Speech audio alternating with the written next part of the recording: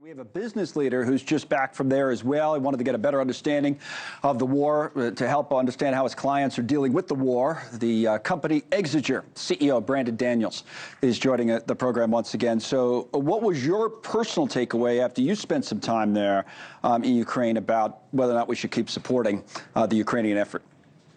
Absolutely, Connell. Well, thank you for having me on. It's good to see you. Yep. I was actually there at the same time as Schumer. In fact, our two congressional delegations were talking and were working together. And so Schumer and Reid and a number of members of the Senate went to leave and met with Zelensky, and then a number of members of EU Parliament, of the UK House of Commons, and then also Don Davis and Jim Costa went with me to Kyiv and then to the surrounding areas.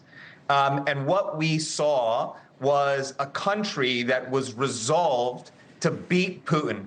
And the other thing that we heard loud and clear as we met with members of Parliament from the UK, EU, and other US ally countries was that this is a critical fight for Ukraine to win, not just because Ukraine is an ally, but because Putin is an adversary, right? We heard directly from the sort of global community that this is a challenge to Western ideals, to the global free market that the United States establishes. You know, you've heard a lot about sort of the currency war and the growth of the global South, sort of creating alternative currencies to the dollar. Well, this challenge that Russia has launched against Ukraine is a proxy war against U.S.'s economic and diplomatic power throughout the world. Here's the real question, Brandon, on that type of a proxy war, right? Is that if the U.S. is going to support it, if it's going to be in the interest of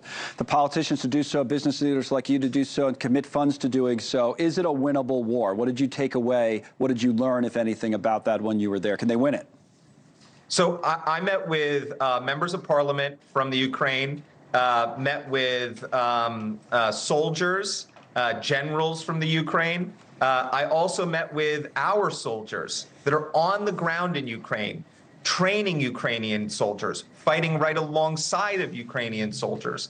And I know that they can win. First of all, they have the hope, they have the will, and they have been working extremely efficiently with the artillery and ammunition that they've been given. Connell, for every piece of artillery that a brigade has today, Russia has 1,000x that amount, and they are still able to take major cities back from Russia. They're able to still make major gains. The offensive they had in 2023, they had no air cover, no Air Force whatsoever in those battles, and they caught Putin without the ability to defend his positions. And so I know that they can win because they have the hope, they have the tactical skill, they're being innovative in the battlefield, and most importantly, they are determined to fight for their country. Every place I went,